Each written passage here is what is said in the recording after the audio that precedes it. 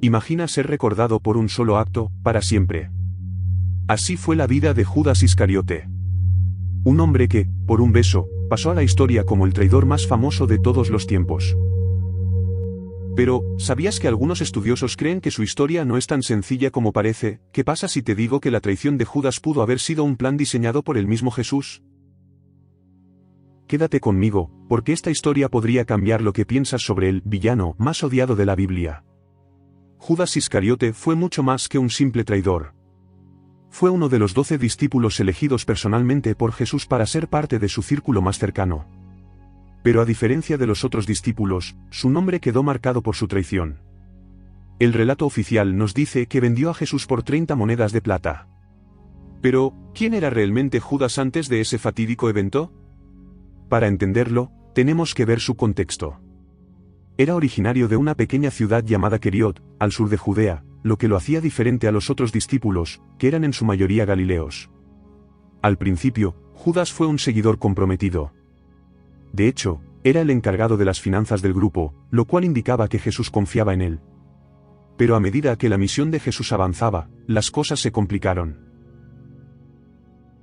Algunos evangelios, como el de Juan, insinúan que Judas robaba de la bolsa de dinero. Otros sugieren que su traición se debió a la influencia de Satanás. Pero aquí es donde las cosas se ponen interesantes. Existe un evangelio apócrifo, conocido como el Evangelio de Judas, que nos cuenta una historia completamente diferente. Según este texto, Judas no fue un traidor, sino un héroe incomprendido. Jesús lo eligió para cumplir la tarea más difícil de todas, entregarlo a las autoridades para que pudiera cumplir su propósito de sacrificarse por la humanidad.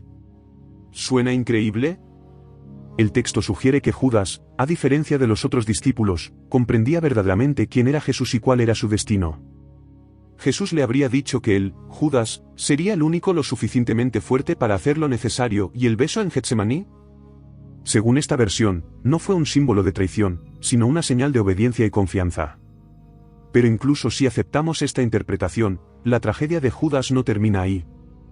Después de entregar a Jesús, su remordimiento fue devastador. Los evangelios canónicos nos dicen que arrojó las monedas de plata al templo y se ahorcó, consumido por la culpa.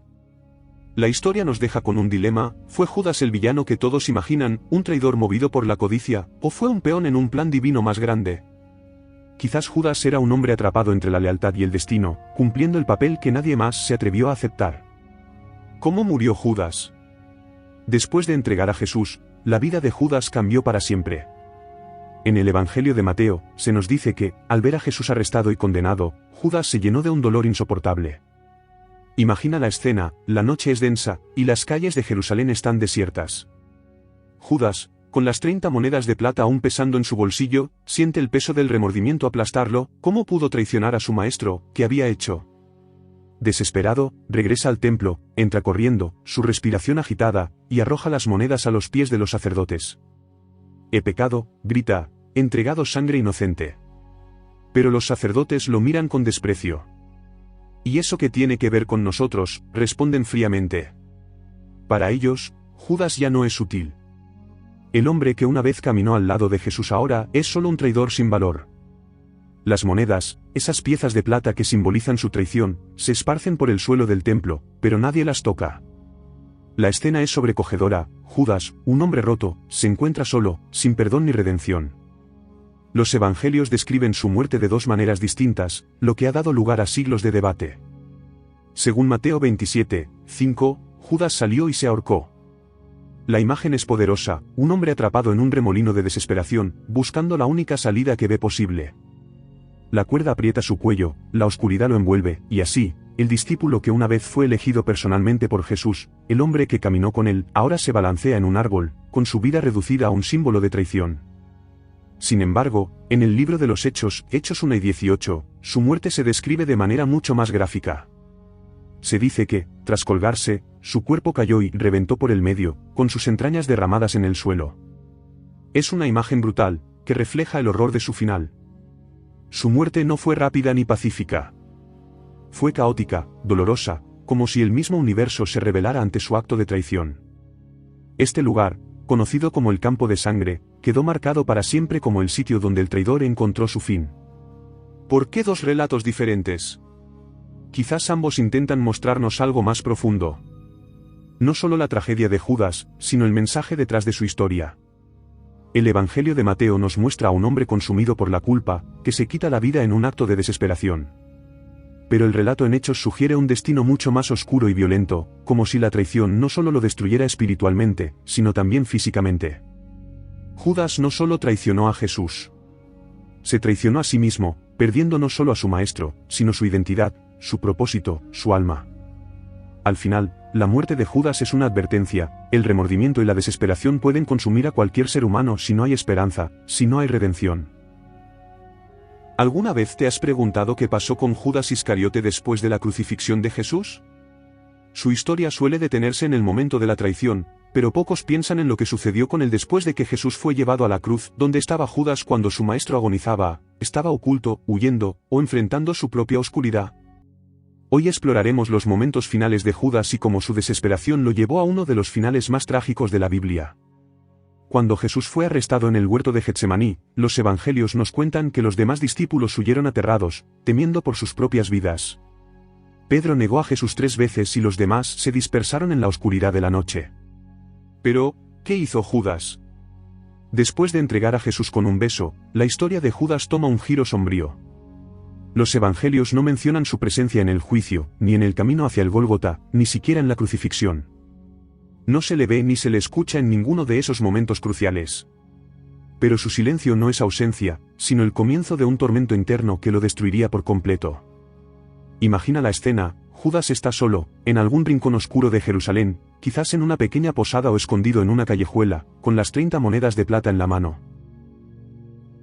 Puede escuchar los murmullos de la ciudad, el bullicio del juicio de Jesús, y, mientras la mañana avanza, escucha las noticias de su condena a muerte. La culpa comienza a devorarlo por dentro. Las monedas, que parecían tener tanto valor la noche anterior, ahora le queman las manos. Las sostiene, las deja caer, las vuelve a recoger, cada una de ellas es un recordatorio de lo que ha hecho. En ese momento, la traición que parecía un acto calculado se transforma en un peso insoportable que lo aplasta. Pero la pregunta sigue siendo: ¿dónde estaba Judas durante la crucifixión? No hay un lugar exacto. Los relatos bíblicos no especifican su ubicación, pero es posible imaginar que no estaba muy lejos. Algunos sugieren que pudo haber visto a lo lejos cómo crucificaban a Jesús.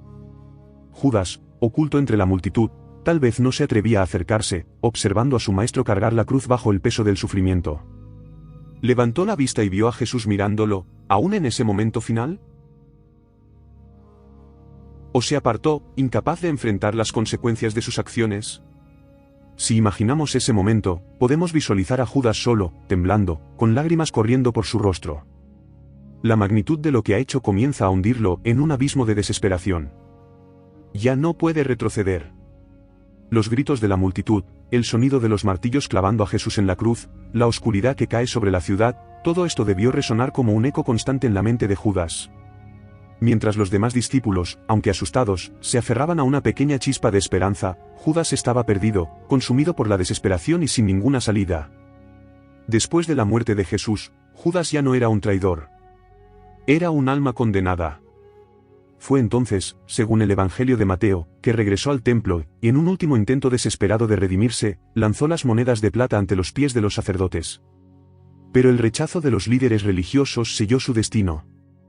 Solo, sin nadie que le ofreciera perdón o consuelo, se dirigió a las afueras de Jerusalén, encontró un lugar apartado, y ahí, en la soledad y el remordimiento, terminó con su propia vida. Al final, no sabemos con certeza dónde estaba Judas cuando Jesús murió, pero podemos imaginar que se encontraba en el lugar más oscuro de todos, perdido en un abismo de culpa y desesperación. No había escapatoria para él. Y aunque los evangelios lo condenan por su traición, su muerte nos deja una advertencia profunda: no importa cuán cerca estemos de la luz, si permitimos que la oscuridad del arrepentimiento sin redención nos consuma, podemos perdernos para siempre. ¿Qué dicen los teólogos de hoy sobre su papel en la historia de Jesús? Con el tiempo, la visión sobre Judas ha cambiado radicalmente. ¿Fue realmente un villano movido solo por la codicia, o hay algo más profundo en su historia? Hoy exploraremos cómo los estudios modernos y los teólogos contemporáneos han reexaminado la figura de Judas, revelando teorías sorprendentes que podrían cambiar tu perspectiva para siempre. Judas como instrumento del plan divino. Una de las teorías más discutidas es que Judas no actuó por pura maldad, sino que fue un instrumento del plan divino. Según este punto de vista, su traición era necesaria para que se cumpliera la misión de Jesús. El Evangelio de Juan incluso sugiere que Satanás entró en él antes de que cometiera la traición, lo que implica que Judas no tenía control absoluto sobre sus acciones. Para algunos teólogos, esto convierte a Judas en una figura trágica, más que en un villano. No se le ve como alguien que eligió traicionar, sino como alguien atrapado en un destino del que no pudo escapar. El Evangelio de Judas, héroe incomprendido. Una teoría moderna que ha cobrado fuerza proviene del llamado Evangelio de Judas, un texto apócrifo descubierto en el siglo XX. En este relato, Judas es presentado no como un traidor, sino como el discípulo más cercano a Jesús.